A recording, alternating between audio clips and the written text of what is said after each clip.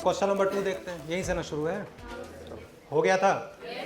मैं बता देता हूँ फिर भी देख लो। क्वेश्चन नंबर 2 में ये है कि ये 3 बॉल है और ये दूसरा और तीसरा बॉल, ऐसे सारे बॉल्स आइडेंटिकल हैं और ये वाला भी स्पीड से जा रहा है, सबका मास सेम है और बोलता है कि और एक कोलिजन का दिया इलास्टिक, तो मास अगर बराबर होता है और कोलिजन इलास्टिक होता है तो क्या होता है फिर? तो देखो एक वाला जाके 2 से टकराएगा, तो पहले तो एक वाला रेस्ट में आएगा,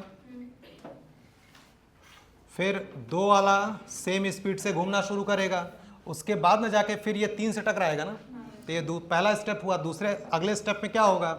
ये तो रेस्ट में है ही, अब दूसरा वाला भी तो रेस्ट में आ जाएगा और तीसरा वाला भी वेलोसिटी से।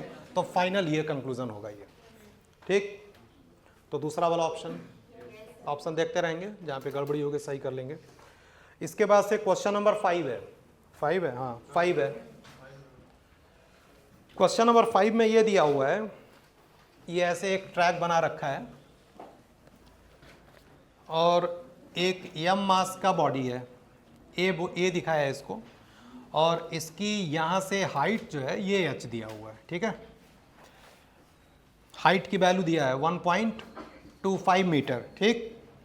फिर ये बोलता है कि collides and sticks to an identical particle B. देखो ये यहाँ पर सेम मास का पार्टिकल है बी और एक फिर से एक और पार्टिकल है, वो कितने का है? Particle A and B together collides. अच्छा, पार्टिकल सी, इसका मास कितना है? 2 है। बस बड़ा सवाल लिखा हुआ है, सॉल्व तो ऐसे ही हो जाएगा आराम से। तो देखो particle A of mass m initially at rest slides down a height of 1.25 metre on a frictionless ramp, collides with an stick. Collide इसे किया और स्टिक कर गया। तो जस्ट बिफोर कोलिजन ए का वेलोसिटी तुम निकालो जस्ट बिफोर कोलिजन, ठीक।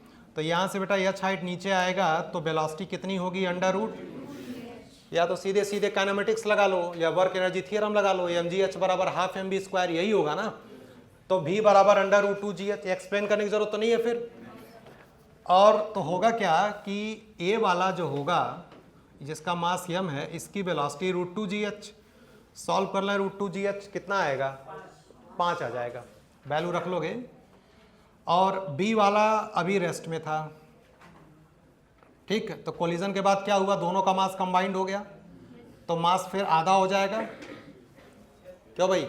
मास आधा क्यों हो गया? इनइलास्टिक कोलिजन है। तो पहले मान लो ये v था वैल्यू, तो पहले का मोमेंटम क्या है? mv, बाद का मोमेंटम 2mv1, यही मैंने v1 माना है।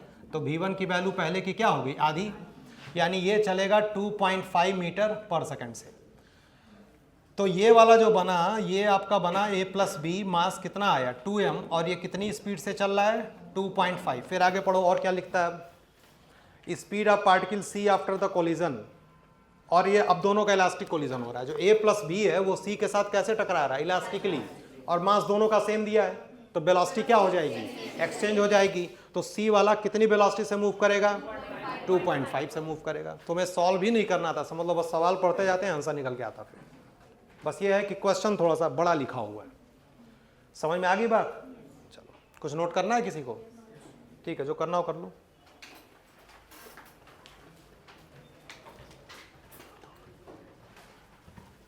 बताओ जल्दी, थोड़ा हिंट लेना है, पूरा पेपर डिस्कस करना है।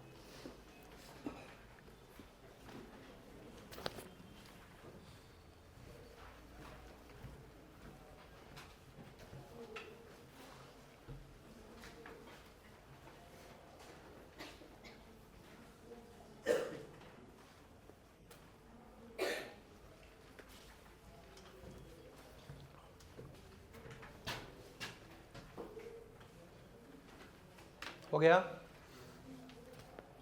इसके बाद से कौन सा क्वेश्चन है? 8, क्वेश्चन नंबर 8। देखो भाई, क्वेश्चन नंबर 8 में ये बोला कि mass of 10 gram moving horizontally with a velocity of 100 centimetre पर सेकेंड, ठीक है। ऐसा सवाल हम लोग कर चुके हैं। ये इसका मास कितना दिया है? 10 ग्राम यानी 10/1000 kg है। वेलोसिटी कितनी है इसकी? 100 सेंटीमीटर पर सेकेंड यानी 1 मीटर पर सेकेंड। और यहाँ पे एक ऐसे कोई लकड़ी का टुकड़ा है, ये इसका सेम मास बोला है। एक काम करते हैं, दोनों का मास ही हम ले लो, इसका भी मास ही हमें बराबर ही ले लेंगे। ये रेस्ट में है और टकराने के बाद ये इसके अंदर स्टिक कर गया, ठीक। तो पूछ रहा है कि मैक्सिमम हाइट बताओ। तो चलो अब यहाँ पर क्या करेंगे, ये दोनों का मास आपस में क्या हो गया? कंबाइंड। तो मैक्सिमम हाइट के लिए इसकी वेलोसिटी निकालनी पड़ेगी। सॉल्व करते हैं। तो पहले मोमेंटम कंजर्व कराओ, पी इनिशियल बराबर पी फाइनल, तो कितना होगा? m × 1, ये तो रेस्ट में है, और ये क्या हो गया? 2m v1। तो v1 की वैल्यू कितनी आ गई? यानी टकराने के बाद जो कॉम्बिनेशन है ये 1/2 मीटर पर सेकंड से मूव करेगा। तो पूछ रहा है कि भाई मैक्सिमम हाइट बताओ। तो आगे का तो बन गया तुम्हारा वर्टिकल सर्किल, तो क्या बनेगा? v² बराबर u² - 2g। तो फाइनल वेलोसिटी मैक्सिमम हाइट पे 0, इनिशियल ये है 1/2 का स्क्वायर, 2g की वैल्यू 10, हाइट निकाल लो यहाँ से कितना आ रहा है, देखो देख लीजिए करके भाई, हो जाएगा।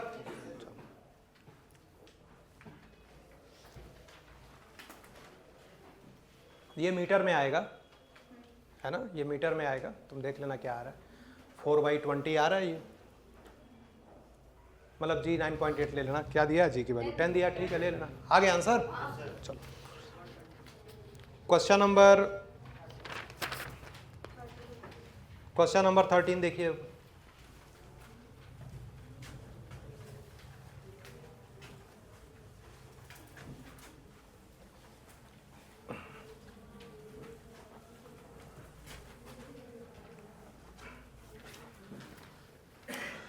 क्वेश्चन नंबर 13 देखिए भाई, पढ़िए।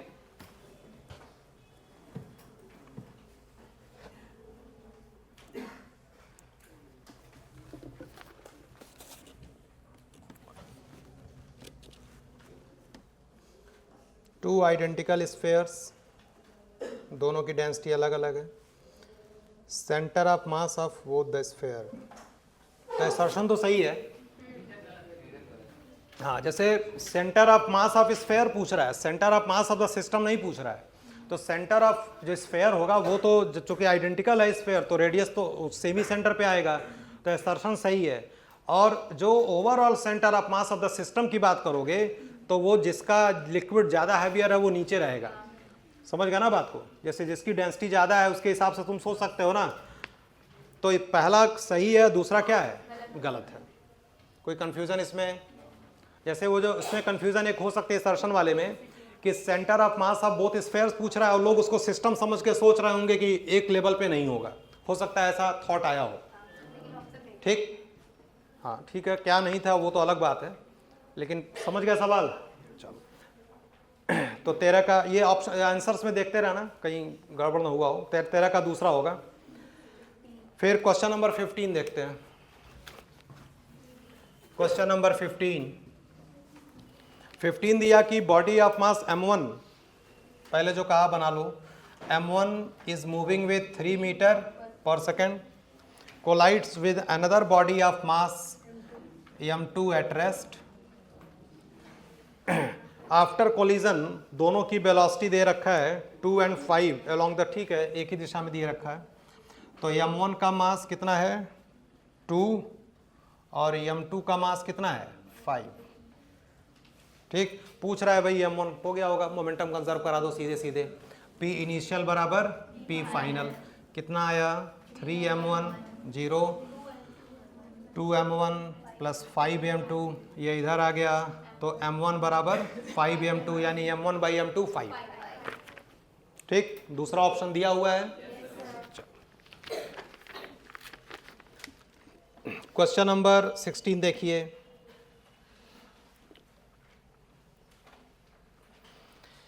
Kinetic energy is conserved in both, ये तो गलत है। इलास्टिक एंड इलास्टिक आइडेंटिकल, ये भी गलत है, दोनों ही गलत है। तो 16 का कौन सा ऑप्शन आएगा? पहला ऑप्शन, ठीक। फिर कौन सा है भाई इसके बाद? क्वेश्चन नंबर 19, 18 चलो देखो 18 में ये बोला गया कि two bodies of masses 1 kg and 2 kg are in XY plane, what are the coordinate. ये तो यार सिंपल सा फॉर्मूला है, m1 x1 plus m2 x2 by m1 plus m2, ये लगाया होगा। क्या ऑप्शन आया? ठीक, कभी कभी बहुत आसान सवाल होता है ना, तब भी गलती हो जाता है। किसी का गलत हुआ? ये कोई नहीं किया, सब सही कर दिए। चलो तो ये क्या हो गया, x1 y1 और ये x2 y2। तो x coordinate of centre of, बात मत करो please, m1 x1 plus m2 x2 divided by total mass क्या आया 1। ऐसे y coordinate m1 y1 plus m2 y2 by total mass. फिर क्वेश्चन नंबर 19, क्वेश्चन नंबर 19, इसमें तो तुम्हें चेक करना था, तो इसमें क्या करना पड़ेगा ना, चारों ऑप्शंस देखने पड़ेंगे। चलो देख लेते हैं इसको।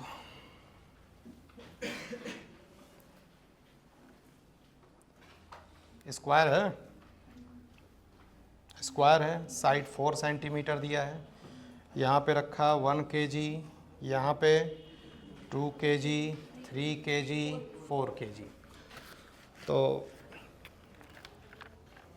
Coordinate of x coordinate y coordinate दोनों निकालना है। तो ठीक है यार, ओ के रिस्पेक्ट में है, ये 0 0 मान लो। इसका क्या हो गया 4,0, ये 4,4 और ये वाला 0,4। तो ये हो गया x1 y1, ये वाला x2 y2, ये x3 y3 और ये वाला x4 y4। 4 kg यहाँ पर है और 2 kg यहाँ पर है। ठीक, तो निकालना पड़ेगा ना फिर। तो ये इसका कितना आया, यानी m2 x2 4, यही ना, और ये क्या हो जाएगा 0 डिवाइडेड बाई टोटल मास, ये आ रहा है फिर। अच्छा 8 हो गया, 8/6 यानी 4/3। ये तो पहला वाला सही है, इनकरेक्ट ढूंढना है। हाँ ठीक है, इसी तरीके से निकालना पड़ेगा 4, 2 एंड 3 का। ठीक है, फिर दूसरे में 4, 2 एंड 3 का बोला है ना, 4, 2 एंड 3। तो ये 8 है, ये वाला क्या हो गया 12, x कोऑर्डिनेट देख रहे हैं, और ये क्या हो गया 0 डिवाइडेड बाई मास कितना 4, 3, 7, 2, 9। ठीक, 4, 3, 7, 2, 9 आ गया। ठीक, तो ये भी सही है, दूसरा वाला भी इसी तरीके से चेक कर लेना, फिर हो जाएगा ना। ऑप्शन में क्या दिया था? ठीक, क्वेश्चन नंबर 20 हो गया होगा। 3 स्फेयर्स हैं। देखो यार बातचीत मत करो, मैं फिर से बोल रहा हूं, सबका मास 1 kg दिया हुआ है,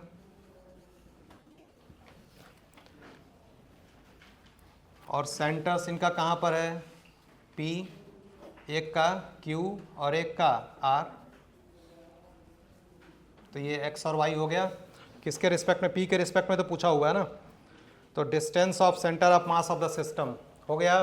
तो इसको क्या मान लिया 0 0, इसका कोऑर्डिनेट PQ, 0 और इसका कोऑर्डिनेट PR, 0 और x कोऑर्डिनेट ही मिलेगा। तो ये तो हो गया 0, ये वाला PQ, ये वाला PR और डिवाइडेड बाई टोटल मास। तो कितना आ जाएगा PQ प्लस PR/3 आया था, ऑप्शन में दिया हुआ है। जिनका ना हुआ वो लिख लो, जिनका भी नहीं हुआ है लिख लीजिए हिंट के लिए पूरा। क्वेश्चन नंबर 24 देखिए। 24 में दिया गया कि 3 रॉड हैं, लगा लिया था इसको। ये 3 रॉड है और ओरिजिन देखो यहाँ दिया हुआ है, ये 0 0, और यहाँ पे कोऑर्डिनेट लेना है। तो ये कौन सा एक्सिस हो गया x, बना ही रखा है सारा, और ये जी, तो यानी इस रॉड की लेंथ क्या दिया है a, है ना, और इस रॉड की भी लेंथ क्या दिया हुआ है a। कोऑर्डिनेट लिखोगे तो इसका क्या लिखोगे a/2, 0 और इसका क्या लिखोगे 0, a/2। एक रॉड का और लिखना, इसके मिड पॉइंट का ये लिखना पड़ेगा, ऐसे बना लो। ठीक, तो ये तो 45 डिग्री हो जाएगा ना। तो तुम क्या करो, ये वाला जो होगा ये x होगा और ये क्या होगा, y होगा। देखो कितना आ रहा है, a/2 कर लोगे ना, कितना आएगा ये a/2 कॉमा a/2। समझ में आया कैसे आया, केवल ट्रिग्नोमेट्रिकल रेशियो यूज करके, ठीक है। अब ये जब आ गया तो उसके बाद फिर से वही तरीका, ये वाला मान लो x1 y1, ये क्या मान लो x2 y2, ये क्या मान लो x3 y3। बाकी तुम्हें फार्मूला लगाना है, तीनों का मास सेम दिया है, तो m1 x1 plus m2 x2 plus m3 x3 divided by total mass, कितना आ रहा है, हाँ ठीक है, a/3 आएगा, a/3 और y भी क्या आएगा a/3 आया है, यानी इसका चौथा ऑप्शन सबका आया। 25 देखो भाई,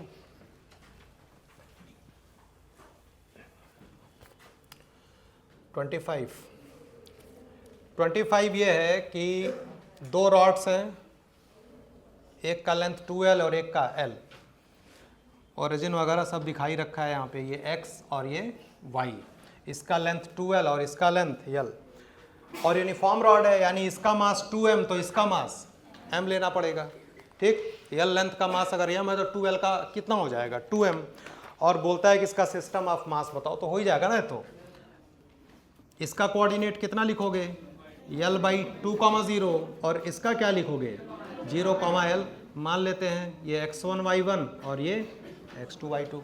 तो बस निकाल के फॉर्मूला अपना, x coordinate of centre of mass m1 x1, ये तो 0 हो गया, और टोटल मास कितना 3m, कितना आया l/6, y coordinate m1 y1 क्या हो गया 0, और ये कितना आ गया 2ml divided by total mass. देख लीजिए आंसर क्या है ऑप्शन में, l/6 और 2l/3 ऑप्शन में है, देख लेना, जो करेक्शन होगा तो वो कर लेंगे, नोट कर लो जिनका नहीं हुआ हो।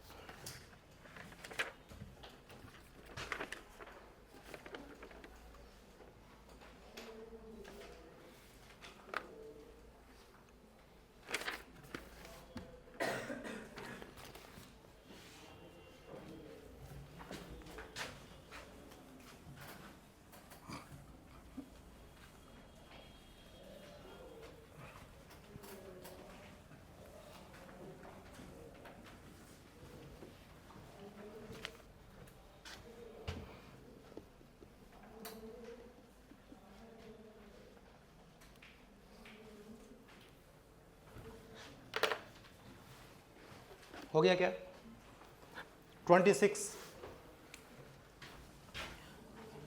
ये कट कर रहे हैं जो स्क्वायर प्लेट में से एक डिस्क को कट कर रहे हैं, किए थे सॉल्व, डायरेक्ट लगा दिए, चलो सॉल्व कर लेते हैं।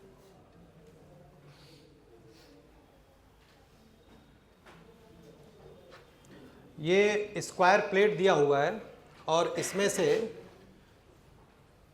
यहाँ पे ओ दिया हुआ है और यहाँ से इस तरीके से ये कट कर रहा है कुछ, ठीक।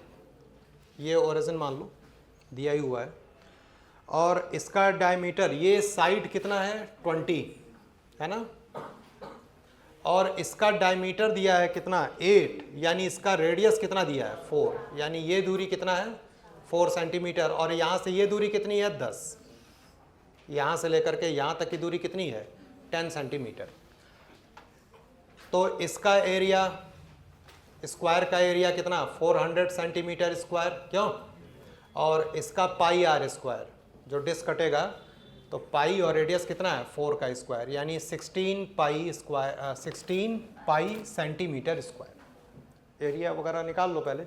अब चलो कोऑर्डिनेट लिखते हैं। इसका तो भैया हमने क्या मान लिया 0 0, और इसका यहाँ से दूरी 6 होगी ना, क्यों भाई, ये 4 है तो 6, तो इसका कोऑर्डिनेट कितना आ गया 6, 0। अब इसके बाद चलो एक्स कोऑर्डिनेट निकालते हैं। तो m1 x1 तो 0 हो गया, क्योंकि ये x1 y1 है 0 0, और ये क्या है x2 y2, तो ये तो 0 हो गया, और माइनस रहेगा ना a1 x1 minus a2 x2। थोड़ा सा टाइम लग सकता था, लेकिन तुक्केबाजी मत किया करो। तो माइनस a2 कितना 16 पाई, और ये कितना आ गया 6, ठीक, और नीचे a1 माइनस a2, तो 400 माइनस 16 पाई, ठीक। सॉल्व करके देखो क्या आ रहा है, तो पता चलेगा इसमें कि कितना दूरी पे है ओ से। कितना आ जाएगा भाई, पाई की वैल्यू 3.14। अबे सॉल्व करो, हम ही सॉल्व करेंगे क्या, तभी लिखोगे। सॉल्व करो इसको। माइनस माइनस मतलब उस तरफ जाएगा ओरिजिन से पीछे, माइनस 96 पाई, और ये सॉल्व करके देखो क्या आ रहा है 3.14 इंटू 16, लगभग 50 लिख सकते हैं ना, 3.14 इंटू 16, हाँ 50 के आसपास लिख सकते हो, 350 होगा। सॉल्व करके देखो क्या आ रहा है।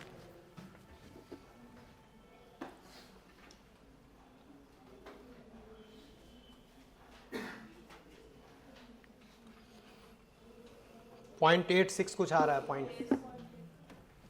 ठीक है। हो गया, कर लेना आप। तो ठीक है, कोई ऑप्शन ही नहीं है, कोई ऑप्शन नहीं है। चौथा था ऑप्शन में, उसमें चौथा था क्या किए थे, डायरेक्ट कर दिए थे इसको, कैसे नहीं, वो तो मुझे भी पता है कि दूसरा पहला दूसरा नहीं होगा। अच्छा, तीसरे कैसे टरका है, वो फील आ गया होगा कि ये तो यही ये होगा नहीं। है? क्या हुआ, वो गट फीलिंग बोलते हैं, यही होगा, यही चौथा वाला होगा, है? बेटा तुम लोग आंसर जान जाओ ना, तो थीसिस कंप्लीट कर दो उसी पे, है ना। चलो ठीक है। 27,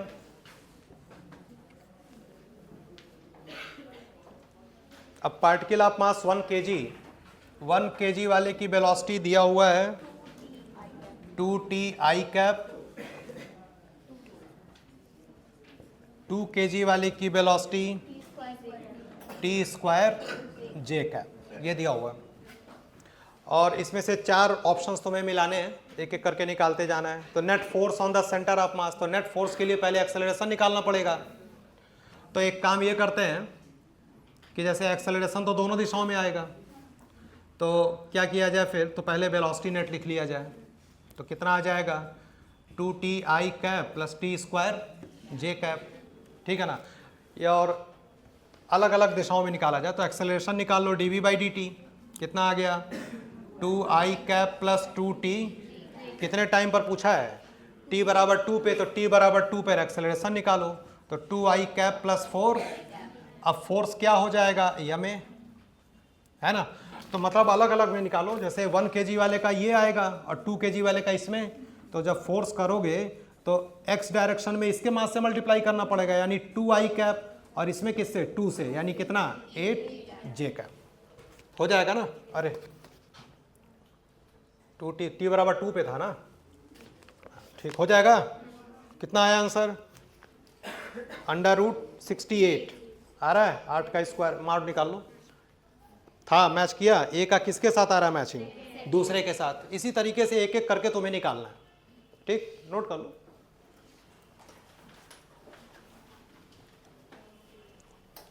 भाई सिंपल सी बात है, नेट फोर्स है तो एक्सेलरेशन निकालो, या अलग अलग कर सकते हो, एक्स डायरेक्शन में निकालो, वाई डायरेक्शन में निकालो, ठीक, और टोटल फोर्स लेके उसका मॉड निकाल दो।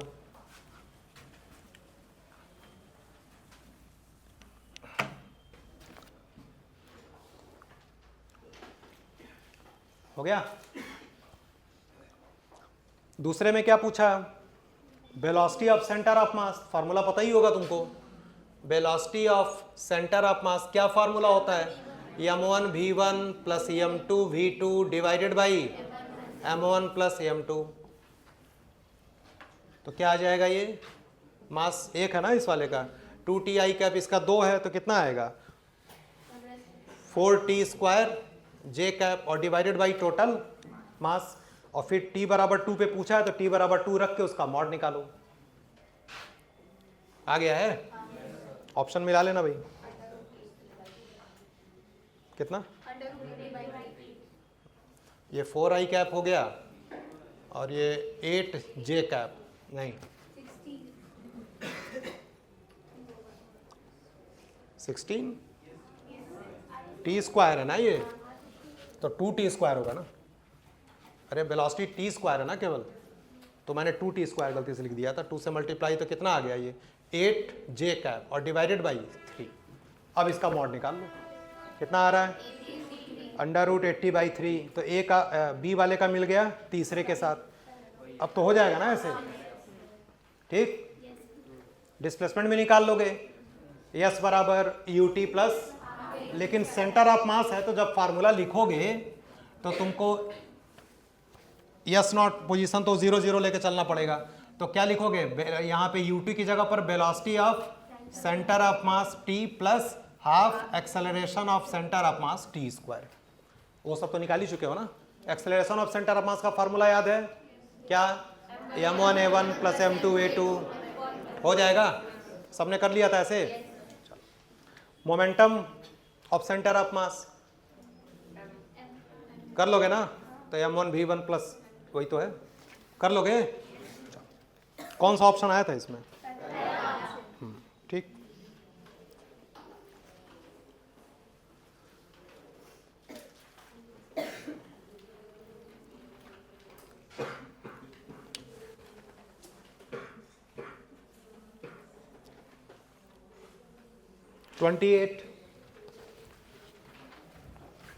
अब जैसे देखो ये सब जो क्वेश्चंस होते हैं ना थोड़े से लेंदी हो जाते हैं, समझ रहे हो। तो ये सब सवाल वैसे दिखता तो है कि चलो ठीक है हो जाएगा, लेकिन ऐसे सवाल को बात के लिए छोड़ दो, क्योंकि तुम्हें चारों ऑप्शन चेक करना है। कहीं भी थोड़ा सा मिस्टेक करोगे फिर घूम के पूरे पे जाओगे। तो जहां भी तुम्हें ये लगे कि यार ये सवाल लेंदी हो सकता है उसको छोड़ दीजिए। पहले इजी क्वेश्चंस, छोटे छोटे क्वेश्चन सॉल्व करना सीखो पहले, ठीक। 27 में कोई डाउट नहीं, फिर 28 पे आ जाओ। बोला गया कि एक ब्लॉक है जो m मास की वेलोसिटी है और ये v से जा रहा है। एक 2m मास की बॉडी है जो रेस्ट में है। Lighter block comes to rest after collision. ये m वाला जो है टकराने के बाद रेस्ट में आ गया, तो 2m के बारे में कुछ बोला नहीं है। मान लिया इसकी वेलोसिटी क्या हो गई v1, ऐसे मान लो। फिर से देख लो, block of mass m going with velocity v collides with another block of mass 2m at rest. Lighter block comes to rest after collision, और ये मान लिया v1 से। तो coefficient of restitution, coefficient of restitution क्या था भाई, velocity of separation by velocity of approach. तो ये हो गया है ना। और दूसरा काम करो, मोमेंटम कंजर्व करा दो, मोमेंटम कंजर्व करा दो। तो क्या आ जाएगा मोमेंटम कंजर्व करा के, mv बराबर 2mv1। तो v1 बाई v की वैल्यू क्या आ गई 1/2, वही तो कोफिशिएंट ऑफ रेस्टिट्यूशन हो गया। कर लिया था आंसर इसका 1/2 ऑप्शन में दिया है सही वैसे।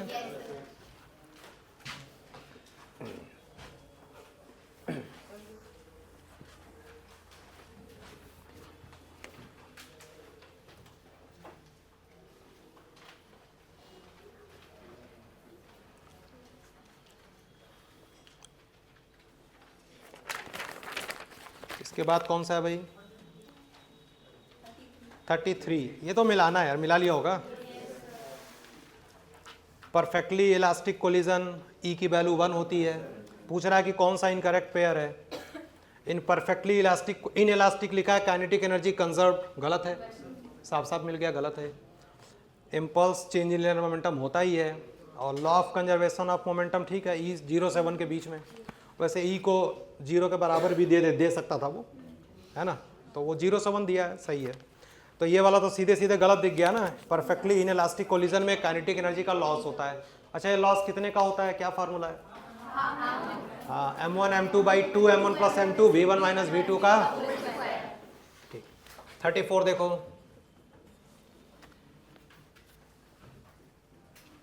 ये ऐसे बनाया हुआ है, किया था इसको,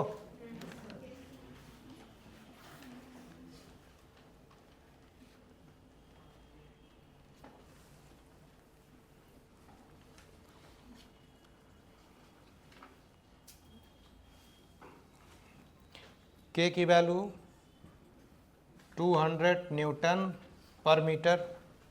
हाइट कितनी है इसकी, यहाँ से ये हाइट कितनी है 10 metre. Smooth curve surface of height 10 metre is ended horizontally. एक स्प्रिंग को वहाँ पे ऑब्जेक्ट ऑफ मास 10 ग्राम मान लो यम मास है, बाद में रख लेंगे। It travels along the curve maximum compression. हाँ यार, इसी में कई लोगों ने 2-3 लोगों का मैसेज आया था, सर ये तो कोलिजन का ना सवाल है ना सेंटर ऑफ मास का है। तो भाई एक बात बताओ मुझे, क्या यहाँ पे ब्लॉक कोलिंग स्प्रिंग से टकरा नहीं रहा है तो कोलिजन नहीं मानेंगे? इसमें तुम लोग की नज़र बड़ी पारखी होती है। नहीं, कॉपी में ही तो सारा करवाता हूँ मैं किताब पे थोड़ी करवा रहा है बेटा, लेकिन है तो कोलिजन का सवाल नहीं बोल सकते इसको, है हो जाएगा। तो इसमें आ गया ये वाला लग जाएगा, mgh बराबर half k x square. Simple सा देखो, इनिशियल वेलोसिटी भी 0 है, फाइनल वेलोसिटी भी क्या 0 है। मान लिया x दबा मैक्सिमम, समझ रहा हो ना, वेलोसिटी 0 फाइनल क्यों ले रहे हैं? तो यहाँ से लेके यहाँ के बीच में वर्क एनर्जी थ्योरम अप्लाई कर लो, तो वर्क डन टू कंजर्वेटिव मतलब mg, तो mgh एक्सटर्नल, नॉन एक्सटर्नल है नहीं, नॉन कंजर्वेटिव है नहीं, और बराबर क्या लिखोगे, ठीक। तो work done due to conservative में mg प्लस स्प्रिंग और बराबर k final minus k initial. इसकी वजह से वर्क डन ये हुआ, और ये minus half k x square, दोनों को बराबर कर लो, वैल्यू रख लेना। क्या आंसर आया था? कोलिजन नहीं है ये। A body of mass m1 4 kg moves at 5i 35। देखिए 4 kg की वेलोसिटी कितनी है 5i, और 2 kg की velocity 10i। Kinetic energy of the centre of मास, तो पहले वेलोसिटी ऑफ सेंटर ऑफ मास निकाल लो और हाफ mv स्क्वायर कर देना उसको। तो वेलोसिटी ऑफ सेंटर ऑफ मास कितना आया 20 और 20 40i अपॉन टोटल मास है, 40i अपॉन टोटल मास कितना आया 20/3i। तो वेलोसिटी का मैग्नीट्यूड मिल गया, और बराबर half mv square mass total ले लेना। हो गया? कोई 10j कैप तो नहीं ले लिया था? अरे किसी का ऐसे लग गया हो कि वो गलत है, 10i नहीं होना चाहिए, ऐसा कुछ तो नहीं किया किसी ने?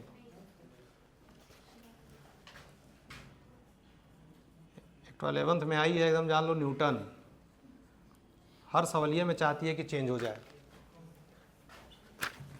तुम भी लोग हो उसी टाइप के, न्यूटन पार्ट 1 2 3 हो। हाँ भाई, तो काइनेटिक एनर्जी क्या लिखोगे, हाफ टोटल मास लेना बेटा, यहाँ पे कितना 6, और जो इसका मैग्नीट्यूड का स्क्वायर करके सॉल्व कर लो, आ जाएगा आंसर। क्या आंसर आ रहा था? अच्छा नहीं, ये तो आंसर आ रहा था, तुम्हारा क्या आ रहा था? वही आ रहा है, लग रहा काफ़ी सही कर दिए हो। अच्छा रुको, अगला टेस्ट में देखते हैं। तुम लोग का घमंड देखा नहीं जा रहा है? 36 भाई, क्या कौन बोला रे 0 हो गया? अभी कोई बोला था 0 हो गया।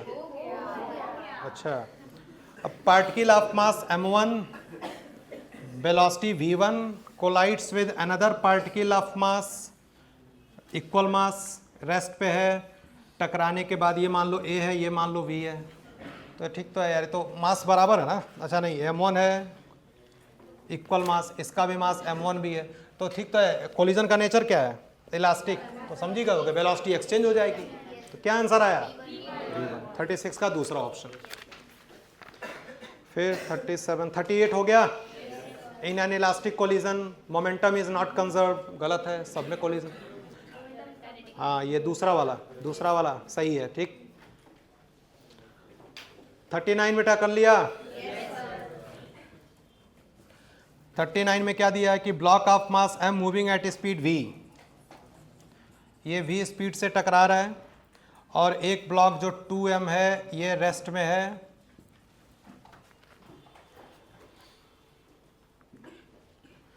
Light block comes to rest, इसी तरह का एक सवाल था लेकिन कुछ और पूछा था वो, और इसमें क्या पूछ रहा है, velocity of speed of heavier block. हो गया होगा कितना, मोमेंटम कंजर्व करा दो, एकदम सिंपल सा सवाल है। हो गया, mv बराबर 2mv1। क्या आंसर आया था? इसमें सही था ऑप्शन में। फिर 40 41 42 42 भी तो है, 41 भी है। 41 देखो, 41 में क्या है कि object of mass m moving with speed v at 90 degree then final momentum. ठीक है, पहले का मोमेंटम बराबर बाद का मोमेंटम। इसमें ये बोल रहा है कि ऐसे मान लो है, एक बॉडी मान लो इधर जा रही है m मास की बॉडी v से और एक m मास की बॉडी v से। ये थोड़ी पूछ रहा है कोलिजन के बाद का क्या बताओ, बोल रहा फाइनल मोमेंटम। तो ये तो बात क्लियर है ना कि जो इनिशियल मोमेंटम होगा वही फाइनल मोमेंटम होगा। तो p इनिशियल क्या लिखोगे, एम बी आई कैप और एम बी जे कैप, और इसका मॉड निकाल लो, एम बी रूट 2। क्या आंसर है, एम यू रूट 2। 41 का तीसरा ऑप्शन किए थे। 42 करा था, आ रहा था कि नहीं? अच्छा, नहीं बाद में घर ऑफ जाकर बेटा पूरा पढ़ लेना चाहिए। 42 देख देते हैं।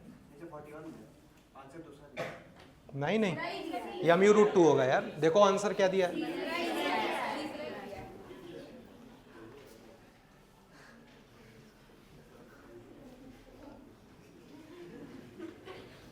देख लो, नया साल के पहले मौत ना बुलाओ। देखो m मास की बॉडी अगर v से टकरा के v से वापस आती है, सेम स्पीड से रिबाउंड हो रही है ना, तो बताओ चेंज इन मोमेंटम कितना होता है, 2 mb पर सेकंड बोला है।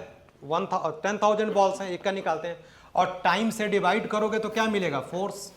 क्यों भाई, और ऐसे कितने बॉल हैं, जितने भी बॉल हों। ये पूछ क्या रहा है, प्रेशर 10,000 है ना।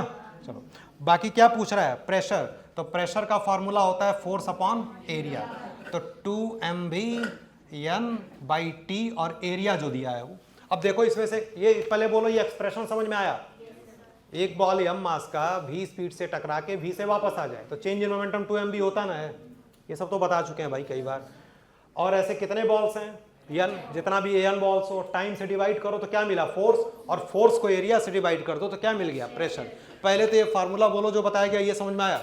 अब बाकी इस वैल्यू देख लो क्या क्या दिया है। मास दिया है 1 ग्राम, है बाद में लिखना।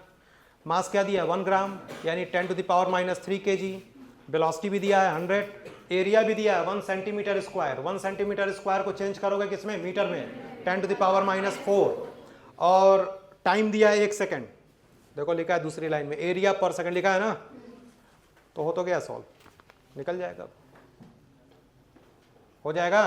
नोट कर लो, फार्मूला बना लो, लिख लो पूरा।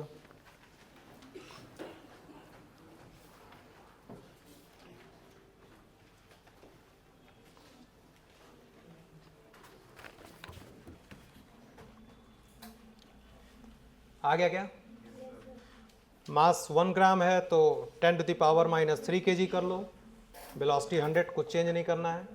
नंबर ऑफ बॉल्स 10,000 है और नीचे टाइम 1 दिया, एरिया 1 सेंटीमीटर है तो 10⁻⁴। क्या आ रहा है आंसर, 2 इंटू है ऑप्शन में, हो गया। चलो भाई 43 देखो, बोला है कि if net force on the system is 0 then momentum of every individual body remains constant. एकदम गलत है। मोमेंटम ऑफ सिस्टम कांस्टेंट रहता है, ना कि मोमेंटम ऑफ इंडिविजुअल बॉडी। ठीक है, हर्षित कंफ्यूजन हो रही है इसमें कोई, बता देता हूं।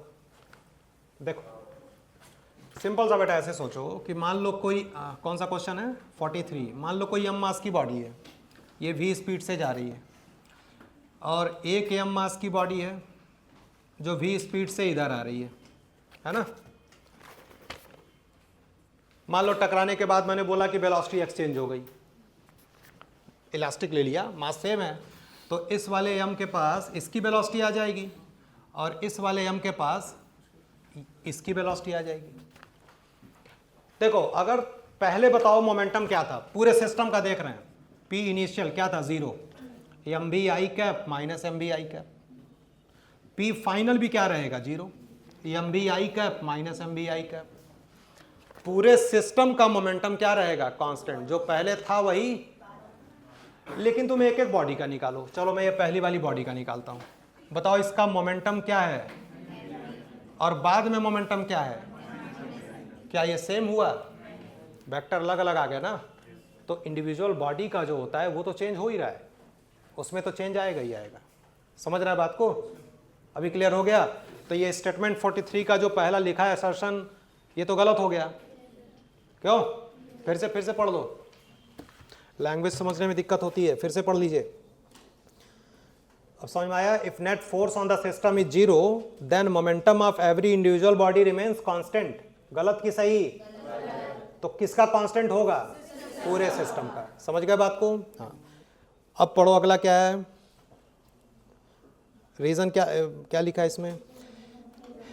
If momentum of a system is constant then kinetic energy of the system में चेंज। एकदम सही है। जैसे कोई बॉडी रेस्ट में है तो उसका मोमेंटम 0 है, तो जब एक्सप्लोड होता था तो मोमेंटम कंजर्व कराते थे ना, लेकिन एक्सप्लोजन के बाद, पहले बॉडी रेस्ट में थी, एक्सप्लोजन के बाद वेलोसिटी सबकी मिल रही थी, तो काइनेटिक एनर्जी चेंज नहीं हो गई। समझ गए ना? तो असर्शन क्या है वहां पे? स्टेटमेंट गलत है, और रीजन क्या है? मतलब ये वाला स्टेटमेंट सही है। ऐसा ऑप्शन होगा ही इसमें कुछ ना कुछ।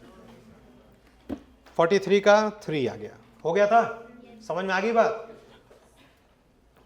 44 देखो भाई, किसी ने किया था सॉल्व? बाद में एग्जाम का भी ट्राई नहीं किया? चलो ठीक है, देखते हैं। अच्छा सवाल है, थोड़ा सा इसको टफ दिया गया था सवाल, लेकिन बहुत इंटरेस्टिंग सवाल है। ध्यान से देखो बेटा, इसमें 2 पार्टिकल्स हैं, इक्वल मास।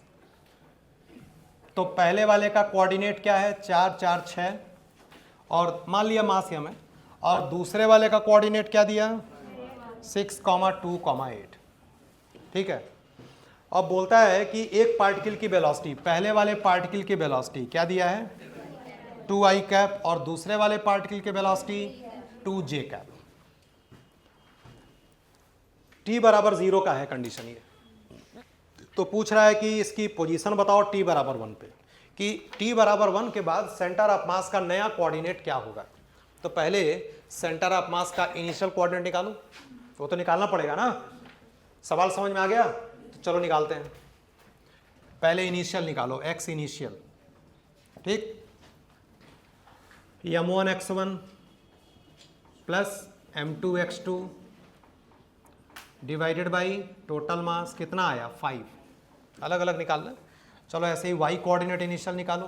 बैठे रहो, निकालना नहीं है, बैठे रहो, देखते रहो, सॉल्व करो जल्दी।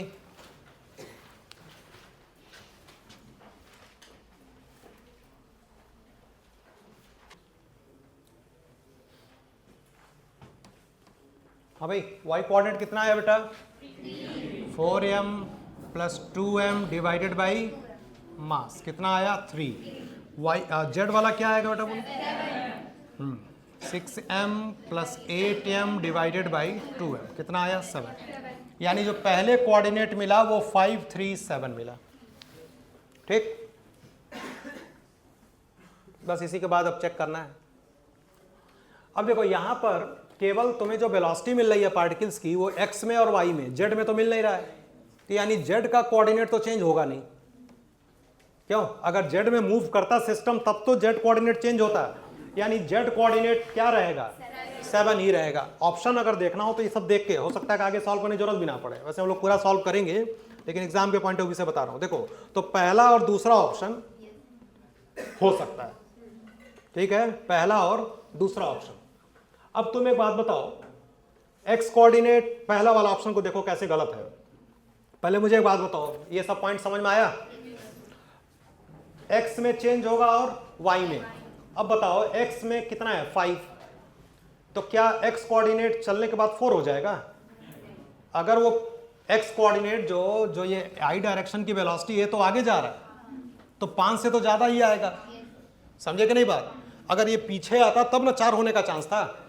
तो ऑप्शन तो सीधे सीधे कौन सा मिल गया? दूसरा वाला। ज्यादा कुछ सॉल्व करने की जरूरत भी नहीं पड़ेगी। ठीक, लेकिन चलो चेक करते हैं कैसे। अब एक काम ये करो, तुम क्या कर सकते हो कि वेलोसिटी ऑफ सेंटर ऑफ मास निकाल के ट्राई कर सकते हो, है ना? चलो एक बार निकालो, वेलोसिटी ऑफ सेंटर ऑफ मास निकालो।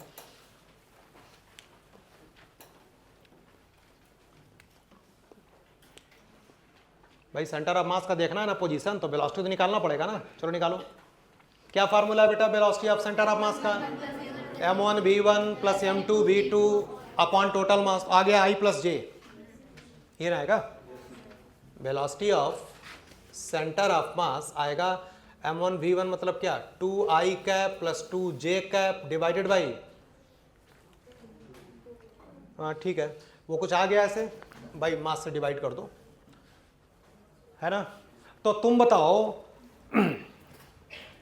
अब इसके बाद वो 1 सेकंड के बाद पूछ रहा है, 1 सेकंड के बाद, तो m1 v1 m2 v2 ये कितना आ गया I प्लस जे आया, या m ऊपर से कट जाएगा, यानी x डायरेक्शन की वेलोसिटी 1 है और y डायरेक्शन की वेलोसिटी 1 है, z में तो कुछ नहीं आया, तो z में तो सेंटर ऑफ मास चेंज।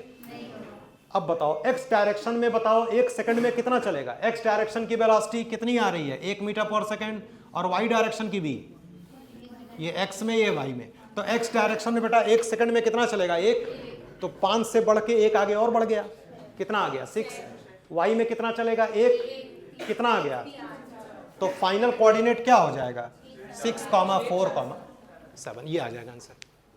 बात क्लियर हुई, समझ में आ गया। इस तरीके से पूरी पोजीशन देखनी है, कोई डाउट इसमें? चलो और कोई सवाल अब तो नहीं है? हाँ 13,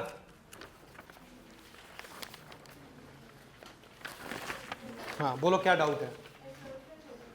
असर्शन, अरे वो centre of mass of the cable sphere पूछा है, तुम सिस्टम का सोच रही होगी, तुम स्फेयर विद लिक्विड सोच रही होगी, तो लेकिन उसे पढ़ो, लाइन लाइन पढ़ो क्या लिखा है।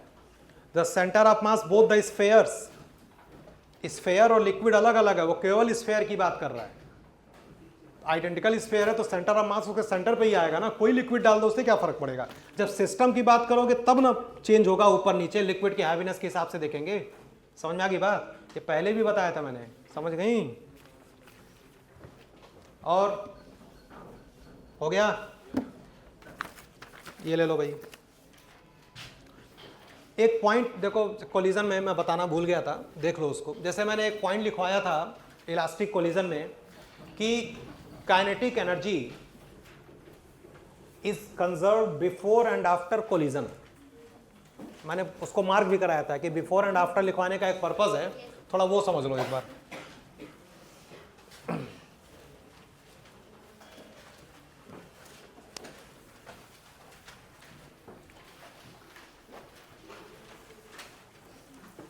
करें, देखो समझ लो इसको, एनसीईआरटी में अगर लिखा है उसको पढ़ लेना।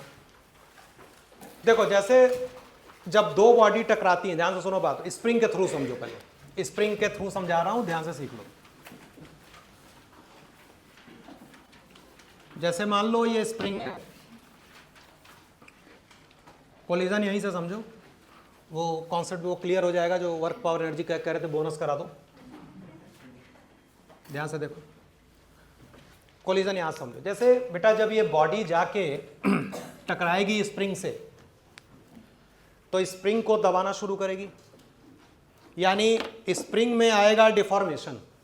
डिफॉर्मेशन वगैरह तो पढ़े हो ना, स्प्रिंग का शेप जो होगा डिस्टॉर्ट होगा, डिफॉर्मेशन आएगा, स्प्रिंग दबेगी। और स्प्रिंग में स्टोर्ड एनर्जी होती है half k x square. X मतलब जितना ज़्यादा दबेगा पोटेंशियल एनर्जी उतनी ज़्यादा स्टोर होगी। और एक बात बताओ, जैसे जैसे वो ब्लॉक जाके स्प्रिंग को दबाना शुरू करेगा तो स्पीड ऑफ द ब्लॉक जो होगा वो धीरे धीरे कम होगा ना, क्यों? और जब मैक्सिमम कंप्रेशन पे जाएगा तो वो जीरो हो गया, है कि नहीं? ब्लॉक की वेलोसिटी जीरो हो गई। अब देखो क्या हो रहा है ड्यूरिंग द कोलिजन, मैंने लिखवाया था kinetic energy is conserved before and after collision. जो कांटेक्ट टाइम था दोनों के बीच में, जो कांटेक्ट टाइम है वो मैं क्या कर रहा हूं, इग्नोर कर रहा हूं। तो ये कांटेक्ट टाइम के ड्यूरेशन में क्या होता है वो सिखा रहा हूं मैं, ठीक? तो देखो ये गया, टकराया, इसको दबाना शुरू किया, डिफॉर्मेशन बढ़ता गया। इलास्टिसिटी में पढ़ा होगा, जितना ज़्यादा डिफॉर्मेशन उतनी ज़्यादा पोटेंशियल एनर्जी। तो डिफॉर्मेशन बढ़ता जाएगा तो पोटेंशियल एनर्जी बढ़ती जाएगी, और जब पोटेंशियल एनर्जी बढ़ती जाएगी तो काइनेटिक एनर्जी कम होती जाएगी। एक मोमेंट ऐसा आया जब काइनेटिक एनर्जी रुक गई, मतलब स्टॉप हो गया बॉडी, यानी काइनेटिक एनर्जी क्या होगी, मिनिमम। तो उस केस में पोटेंशियल एनर्जी क्या होगी, मैक्सिमम। इतनी बात समझ में आई? अब उसके बाद सोचो क्या होगा। अब जब ये मैक्सिमम दबा लिया, अब उसके बाद क्या होगा, अब ब्लॉक धीरे धीरे वापस आएगा, स्प्रिंग दब गई, अब स्प्रिंग अपने शेप को रिगेन करेगी, इलास्टिक प्रॉपर्टी, शेप क्या करेगा, रिगेन करेगा, तो धीरे धीरे डिफॉर्मेशन अब कम होगा। पहले बड़ा था, मैक्सिमम हुआ था, अब क्या होगा, तो कम होगा, तो पोटेंशियल एनर्जी क्या होगी, कम होगी, तो पोटेंशियल एनर्जी पोटेंशियल एनर्जी कम होगी तो काइनेटिक एनर्जी बढ़ेगी। तो during the contact time of collision, collision जितने जब तक कांटेक्ट में है तब तक क्या हुआ, शुरू में क्या हुआ, काइनेटिक एनर्जी कम हुई, पोटेंशियल एनर्जी बढ़ी। उसके बाद क्या हुआ, काइनेटिक एनर्जी बढ़ने लगा और पोटेंशियल एनर्जी, और जब पूरी तरह से स्प्रिंग से वो कनेक्शन खत्म हो जाएगा तो काइनेटिक एनर्जी पहले जितना था उतना हो गया। तो काइनेटिक एनर्जी कब कंजर्व रहा, बिफोर एंड आफ्टर कोलिजन। लेकिन ड्यूरिंग द कॉन्टैक्ट टाइम क्या हो रहा है, काइनेटिक एनर्जी पहले क्या हो रही है, कम हो रही है, और उसके बाद स्प्रिंग से बात समझ में आई। अब इसको कोलिजन के केस में लो जो तुम ब्लॉक्स का पढ़ते थे। तो ये दो ब्लॉक आके टकराए, दो बॉडी आके टकराई, तो डिफॉर्म, भाई है तो इलास्टिक बॉडी है ना, मेटल में भी तो इलास्टिसिटी होती है, वो बात है कि वो प्रोमिनेंट नहीं है ना। तो ये आके टकराया तो डिफॉर्मेशन तो होगा। हम लोग क्या करते हैं, टकराया वापस गया, उस काइनेटिक एनर्जी की बात करते हैं, बिफोर और आफ्टर, और जब तक ये कांटेक्ट में है उसकी बात नहीं करते हैं। इसीलिए वो स्टेटमेंट लिखवाया था, kinetic energy before and after collision is conserved. मान लो स्टेटमेंट आ जाए, एक स्टेटमेंट लिखा कि kinetic energy is conserved in elastic collision, ध्यान से सुनो, kinetic energy is conserved in elastic collision, और एक स्टेटमेंट दूं, kinetic energy is conserved before and after collision, which one is correct. तो ड्यूरिंग द कॉन्टैक्ट टाइम क्यों नहीं उसको ले रहे हैं कंजर्व, बताया ना, पहले टकराएगा तो डिफॉर्मेशन बढ़ेगा, डिफॉर्मेशन एक दूसरे को दबाएंगे, डिफॉर्मेशन बढ़ता गया तो कौन सी एनर्जी बढ़ी, पोटेंशियल, काइनेटिक एनर्जी कम हो गया। फिर at the peak of deformation क्या हो गया, kinetic energy minimum, peak of the deformation kinetic energy तो पोटेंशियल एनर्जी। अब उसके बाद काइनेटिक एनर्जी मिनिमम तो पोटेंशियल एनर्जी मैक्सिमम, उसके बाद डिफॉर्मेशन अब धीरे धीरे कम होगा, अब वापस आएंगे ना, तो अब क्या होगा, बस इसीलिए उस स्टेटमेंट का यही मतलब था। ठीक, चलो इतना रहने दो, बाकी अगली क्लास में देखते हैं।